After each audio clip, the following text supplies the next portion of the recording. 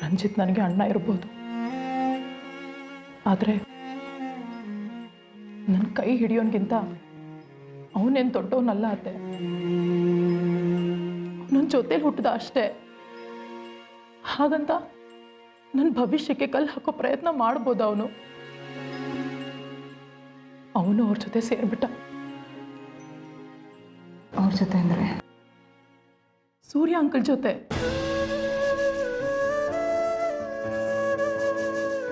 ಆದಿನ ಕಂಡ್ರೆ ಸೂರ್ಯ ಅವ್ರಿಗೆ ಆಗ್ತಿರ್ಲಿಲ್ಲ.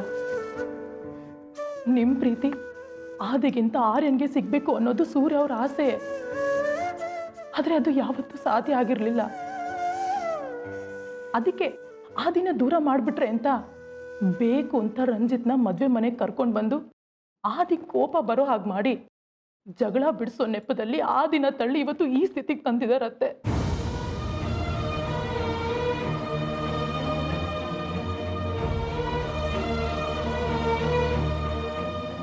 ಇದೆಲ್ಲ ಮೊದಲೇ ಪ್ಲಾನ್ ಆಗಿತ್ತು. ಸಾಕ್ಷಿನ ಆದಿನೇ ಕೊಂದಿದ್ದು ಅನ್ನೋ ದ್ವೇಷ ರಂಜಿತ್ಗಿತ್ತು. ನಿಮ್ಮ ಪ್ರೀತಿ ಆರ್ಯನ್ಗೆ ಸಿಕ್ತಿಲ್ವಲ್ಲ ಅನ್ನೋ ದ್ವೇಷ ಸೂರ್ಯ ಅವ್ರಿಗಿತ್ತು. ಅವರಿಬ್ರು ಸೇರಿ ಮಾಡಿರೋ ಮಾಸ್ಟರ್ ಪ್ಲಾನ್ ಇದು.